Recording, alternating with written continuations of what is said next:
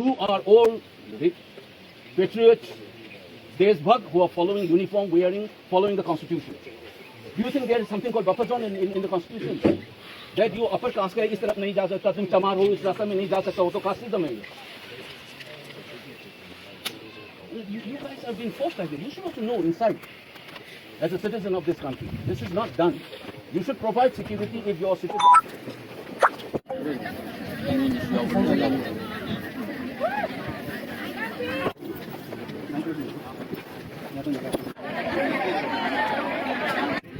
Nang bayari ako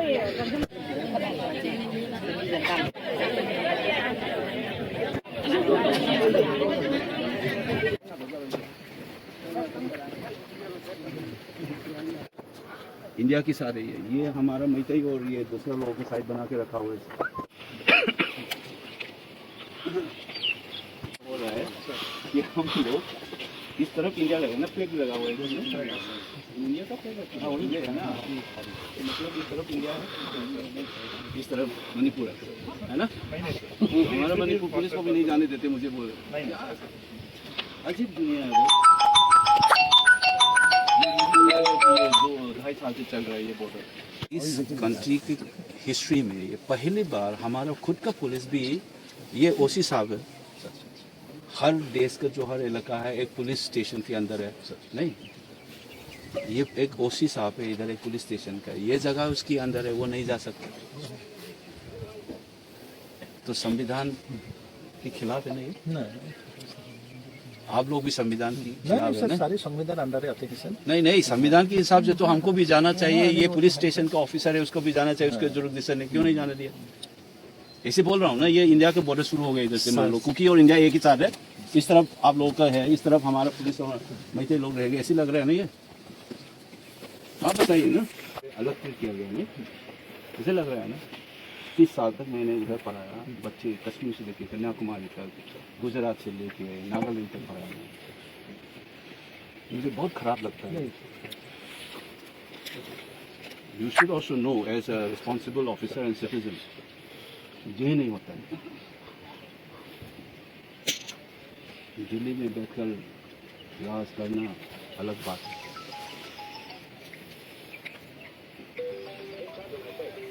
Absolute nonsense.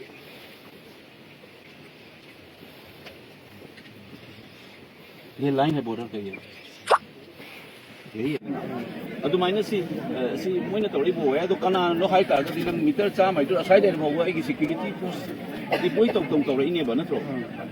अदु kai le kon अदु kai kai ले अदु हि ये सांगन अदु माइ फाइ द गाइ दे वेयर से कयाम सांग ने चेक तौरगे बोल. सांगबदि कोन कोन ये गान लिखरा सांग लिखर नंग 10 बजे 10 नत्रगा 10 मा कोन सिदे फाइ द गाइ ने लोग योबा सिदे ले मा या हाइ ले हित लाइ ले मा बजे सरे दा हम दो दा कुछ कुन समिन बाइ दियो हसन हाइ तन कम कुन बोल ले उन रो काने रोइ यामना ऑल साबियती यादी को सेंसेशनलिज्म दिखाएंगे कुसला दा ले नाम न चंग हाइ रो अदुना स्पोर्ट बि नंबा अदुबो आइना मियाम दा हाइनिंग बो वाहि खर ले हम सिन खंबिन बे कोइन हार का दोइसे हंगदब वाहन से चुमना हंग होगदम ने आइनो से कोइ की मोइ प्रोफेशनली मोइ मथौ ने हेन ट्रेन तौर मिया तनि कोइ की नाउ सिंग पुलिस ऑफिसर ओसीम लाइ दो हाइ सिंग नोइ जे रिमोट डिटोनेट तो की वेयर सम दबिदा टीवी की रिमोट में लगा को खाय हलपा नत्रगा हना माइ फुन मै टाइप स माइ सु रोकान द काइरकपा अदु नत्रगना वेयर ओइन समकान द इलेक्ट्रिक थाजल लगा लाना ये को से कोइ के सामथों द थाय ना कोइ पाखन जाव नि द थोकी वेरा पुलिस न मरान तब दे कमाइ तो आर्मी की सिगी थुंगु से दगे न लान बियाती है कोइ ए इरान हो कोइ लान हो दगे से ले रमी तो आइना लाकेने है ना ले रमी फुल ले रमी समन लगतना ने दे जाइना एमपी हो रे कॉन्स्टिट्यूशन फाइल है इलीगल लो वाने बसे समन न बो न हन दो न हन दो साइ काइली बोंदुना असुक चाहिए नहीं खाए उधर सैनिटाइज कमाई तो ये तो नहीं तो बोले दी फ्रेश दिन रंग हंस तो कुंभों रंग में अरे सिस्टम से अभी जो स्पोर्ट चल पाउता है तो वो दी स्पोर्ट चल चक्कर पे लगा नहीं माय भी मैम सो मोरे ले काय के आलम मैम अदु की ये बोला अपने कोई से नांग ले बोम काय रे कापना रे का सुन तुमिन से बे इंस्टीट्यूशन ले पुलिस डिपार्टमेंट ले मोइ ने इंक्वायर तो दो डिसीजन दो ने an FIR file tawraga si kaira misi remote control detonate tawreira where sama tawreira hana phumamba mine bai type tawreira kai si investigate to bom changi chahi ani makhai moina sanitize taw leira ba jaga da kamaina fresh ni changai no ade ngarang hana mu home minister na hanjana bo hori break out tawreira